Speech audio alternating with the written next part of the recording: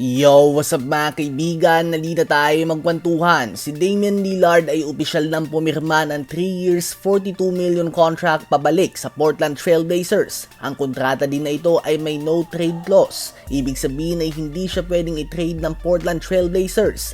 Ang 42 million din na ito ay on top of $22.5 million na makukuha niya sa bawat taon mula sa Milwaukee Bucks for the next 5 years.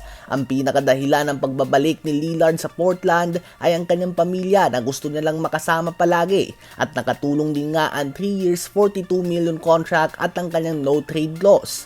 Gagamitin ni Dame Time ang unang taon niya sa Blazers para magpagaling. Out nga siya sa buong 2025-2026 NBA season. Kailangan niya nga ng mahabang panahon para magpagaling mula sa kanyang Achilles injury.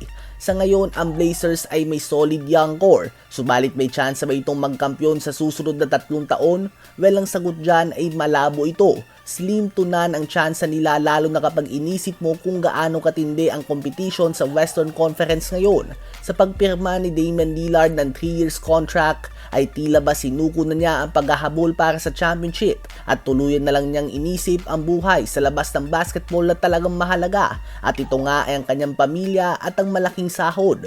Matatapos ang kontrata ni Damian Lillard kapag 38 years old na din siya, so hindi din nga malayo sa katotohanan na ito na ang huling kontrata niya sa NBA. Subalit kung sakali man nga ay iiwanan niya ang basketball sa team kung saan siya nagsimula, most likely ay hindi siya makakakuha ng singsing. Subalit kung dito nga siya masaya ay sino ba naman tayo para husgahan siya?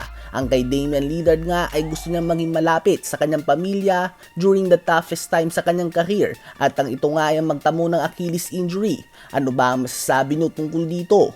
Habang si Bradley Beal nga kahapon ay pumirma sa Los Angeles Clippers ng 2 years 11 million contract. Madaming team ang naghahabol sa kanya at isa nga dito ay ang Golden State Warriors. Subalit ayon sa NBA insider Brad Siegel ng Clutch Points ay minimum contract lang nga daw ang inoffer dito ng Warriors. Kaya naman mabilis itong tinanggihan ni Bradley Beal at tila ba na insulto pa nga daw dito ang multi-time All-Star. Magiging fit nga sana si Beal kung sakali sa system ni Steve Kerr. Subalit sa ngayon, ang Warriors ay mananatili bilang ang tanging team sa NBA na wala bang ginagawang galaw ngayong off-season. Literal na zero moves nga para kay Mike Dunleavy Jr. kahit na umalis na ang ilan sa kanilang mga players. Definitely ay hindi masaya ang mga fans ng Warriors sa ginagawa ng kanilang GM o sa GM nila na walang ginagawa. Ano ba ang masasabi nyo tungkol dito? I-comment yan sa baba at aking babasahin yan. Huwag kakalimutan na mag-like, mag-subscribe at i-hit ang notification bell for more updates at kwentuhan. Maraming salamat po sa inyong lahat.